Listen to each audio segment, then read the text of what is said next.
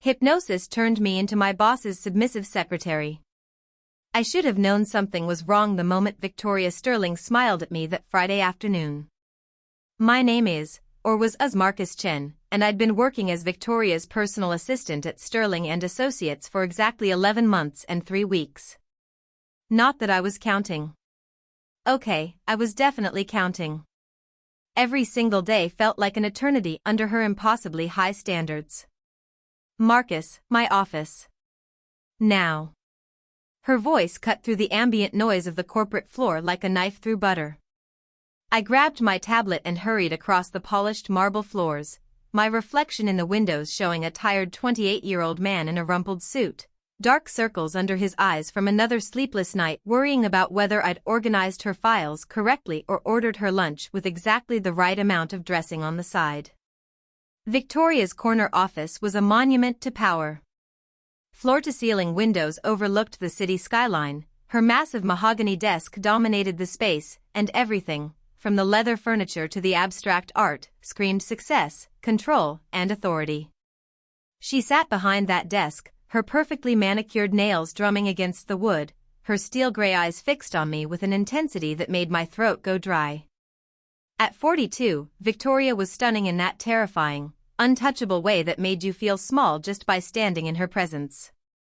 Today she wore a charcoal power suit with a crimson blouse, her dark hair pulled back in a severe bun that somehow made her look even more formidable. Sit, she commanded, gesturing to the chair across from her. I sat. Of course I sat. Nobody said no to Victoria Sterling.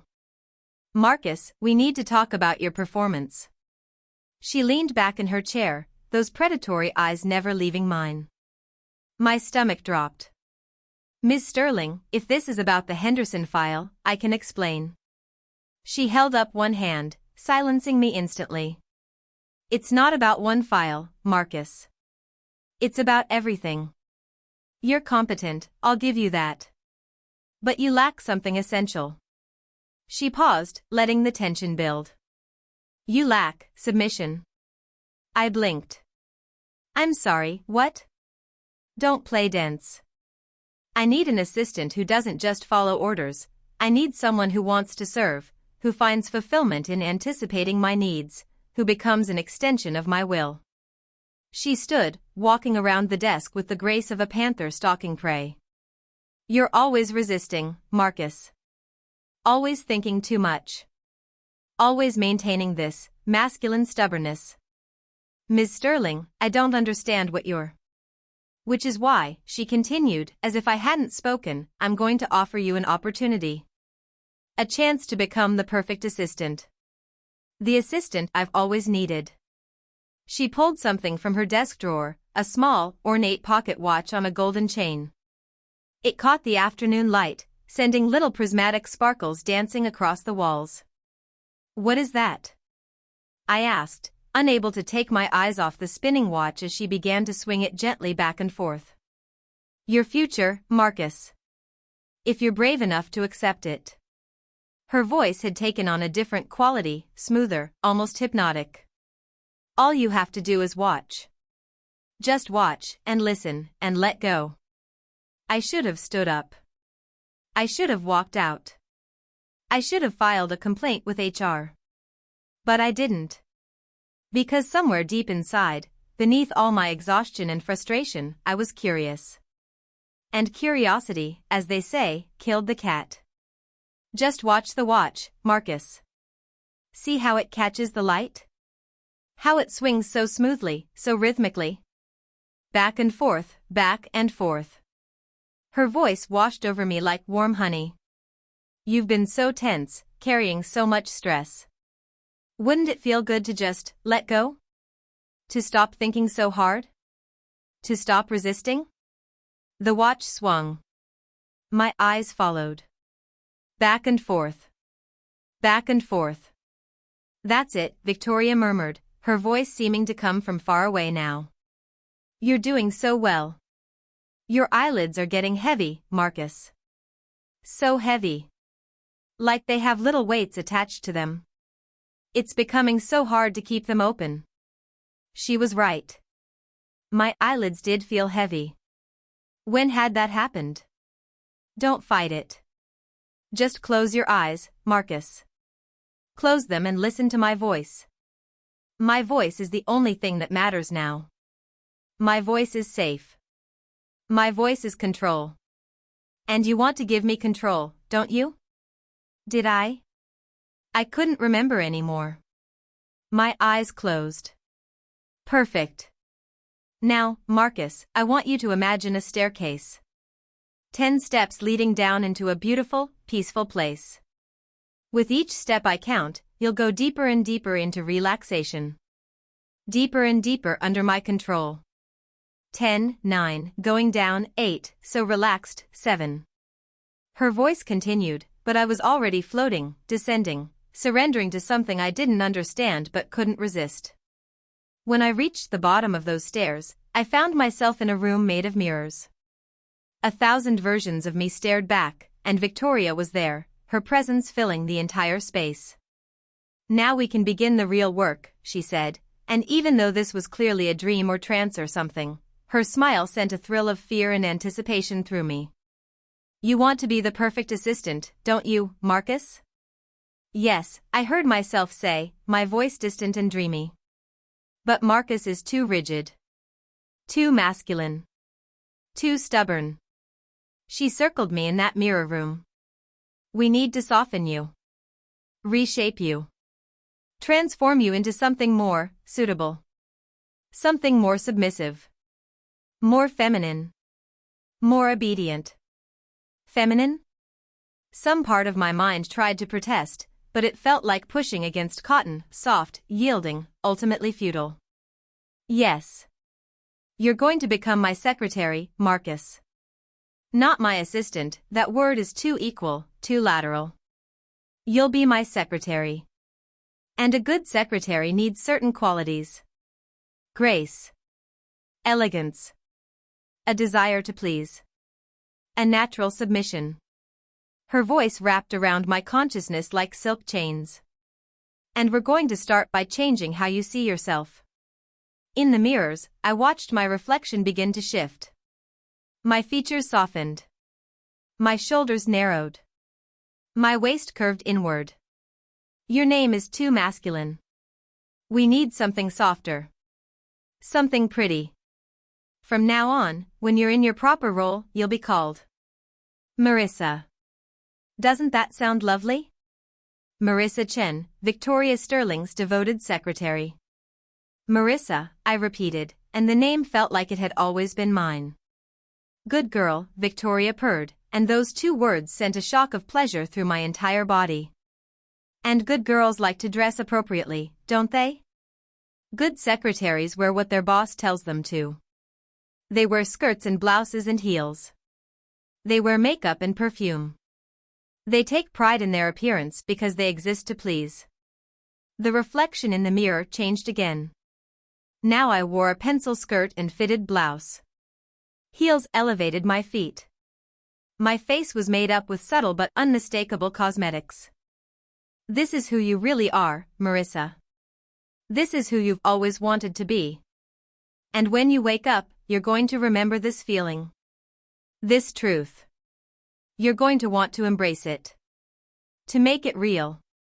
But I struggled to form thoughts. I'm a man. Are you? Victoria's laugh was musical and cruel. Or are you just someone who's been wearing a man's costume all these years? Someone who's been hiding their true submissive nature behind masculinity? When you wake up, you'll understand. You'll want to become Marissa. You'll need to. The desire will grow stronger every day until you can't resist it anymore.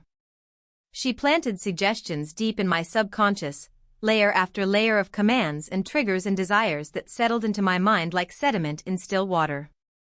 By the time she counted me back up, 3, 2, 1, and wake up, I was no longer entirely the person I'd been when I entered her office. I opened my eyes, blinking in the late afternoon light streaming through Victoria's office windows. How do you feel? She asked, back in her chair, watching me with barely concealed satisfaction.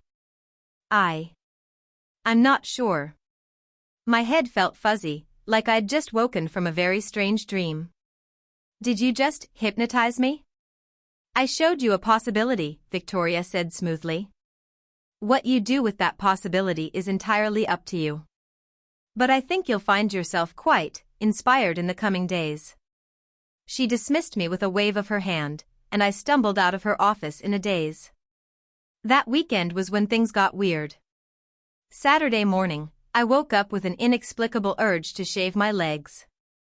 I stood in the shower, razor in hand, telling myself this was insane, that I didn't want to do this, that there was no reason for it. But my hands moved anyway, and soon my legs were smooth and hairless, and when I ran my hands over them, I felt a satisfaction I couldn't explain.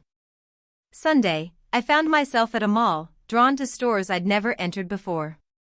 The women's section seemed to call to me.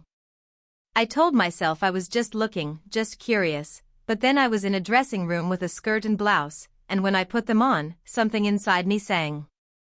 I looked at myself in the mirror, really looked, and for the first time in my life, I felt right. The clothes felt right. The way they hugged my body felt right. The softness, the femininity, the sense of being something other than what I'd always been told I should be. This is crazy, I whispered to my reflection. I'm not. I don't. But I bought the clothes anyway. And a pair of heels. And some makeup at the drugstore on the way home, my hands shaking as I paid, sure everyone was staring at me, judging me. That night, alone in my apartment, I tried everything on again. I watched YouTube tutorials on makeup application, my hands clumsy but determined. By midnight, I looked at myself in my bathroom mirror and barely recognized the person staring back. She was pretty. Awkward and amateurish in her makeup, yes, but undeniably pretty. And undeniably happy. Marissa, I whispered, testing the name Victoria had given me in that trance. I'm Marissa. The name fit like a key in a lock, and something inside me opened. Monday morning, I showed up to work as Marcus, but I could barely concentrate. All day, I kept thinking about how those clothes had felt, how I'd looked in the mirror, how right it had all seemed. Victoria knew. Of course she knew. I'd catch her watching me with that knowing smile, and each time our eyes met, I felt that strange pull again, that desire to please her, to submit to her, to become what she wanted me to be. Marcus, she called me into her office at the end of the day. Come here. I approached her desk, and she pulled out that pocket watch again. No, I said weakly. I don't want. Don't you? She began swinging it, and my protests died in my throat. I think you do. I think you spent all weekend thinking about our last session. I think you tried on women's clothes. I think you liked it. How did she know? Had she somehow programmed me to tell her? Or was it just obvious from the way I couldn't meet her eyes? Look at the watch, Marcus. Let's have another conversation. A deeper one this time. I looked. I fell. I surrendered. When I woke up 20 minutes later, I had new instructions embedded in my psyche. I was to gradually start incorporating feminine elements into my appearance at work. First small things, subtle makeup, more feminine accessories, tighter-fitting clothes that hinted at the transformation to come. And I was to see myself more and more as Marissa, less and less as Marcus. My male identity was to become a costume I wore, while my female identity was my truth. Over the next 2 weeks, the changes accelerated. I started wearing foundation and concealer to work, just enough to smooth my skin, nothing too obvious. I shaped my eyebrows. I let my hair grow slightly longer and styled it more carefully. I wore pants that were a bit more fitted, shirts that were slightly more tailored to hint at a more feminine silhouette. Nobody said anything, but I knew they noticed. I could see the glances, the whispers behind cupped hands, the confusion in my coworkers' eyes. I didn't care. Or rather, some distant part of me that was still Marcus cared very much, but that part was shrinking every day, being drowned out by Marissa's growing voice inside my head. At home, I was fully Marissa now. The moment I walked through my apartment door, I'd change into skirts and dresses, apply proper makeup, practice walking in increasingly high heels. I'd even started taking hormone supplements I'd ordered online, wanting to accelerate the physical changes I could feel beginning in my body. My chest was developing slight swells that might become real breasts with time.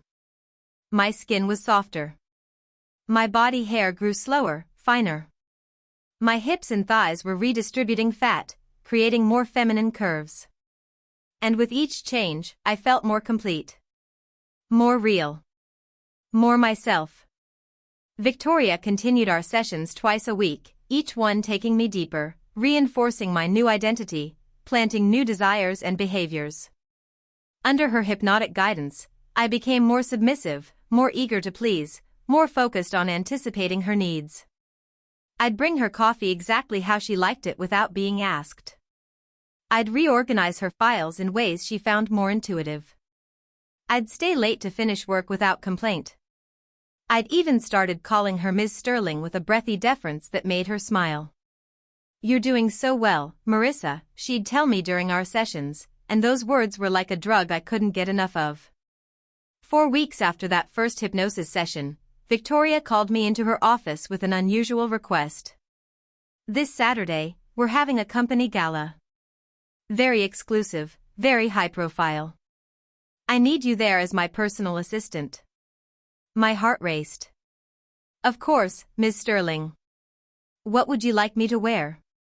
She smiled that predatory smile. "Come to my penthouse Friday evening. I have something special prepared for you." Friday night, I stood outside Victoria's apartment building, my stomach churning with nervousness and anticipation. I'd dressed in my most androgynous outfit, tight black pants, a flowing blouse, subtle makeup, my hair styled carefully. I looked like I could be either gender, and that felt appropriate for this liminal stage I was in.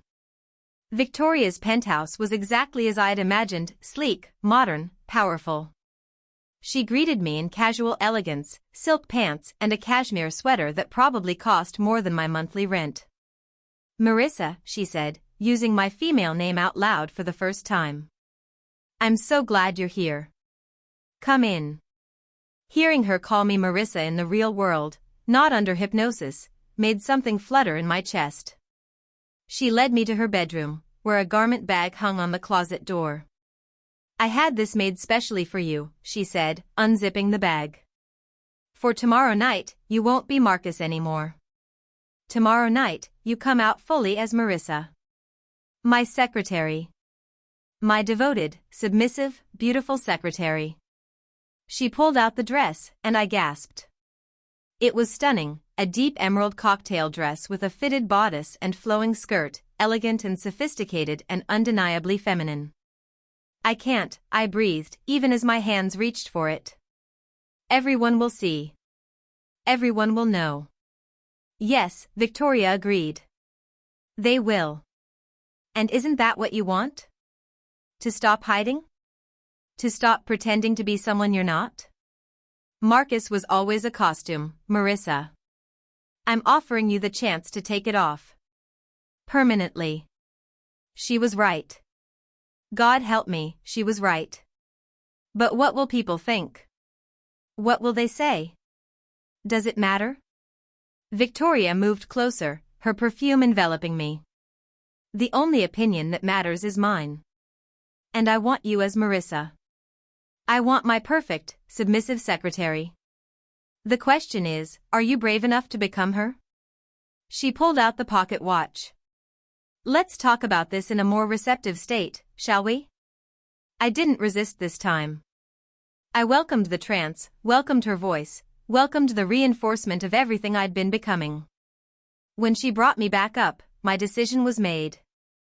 "I'll do it," I said. "I'll be Marissa. Fully. Publicly. I'll be your secretary." Victoria's smile could have lit up the entire city. Saturday evening, I stood in front of Victoria's full-length mirror and barely recognized myself. Victoria had arranged everything. A professional makeup artist had transformed my face, smoky eyes, perfect contour, ruby lips. A hairstylist had added extensions, giving me long, flowing dark hair that cascaded over my shoulders. The emerald dress fit like it had been painted on, accentuating curves I hadn't fully realized I'd developed. 4-inch heels made my legs look impossibly long.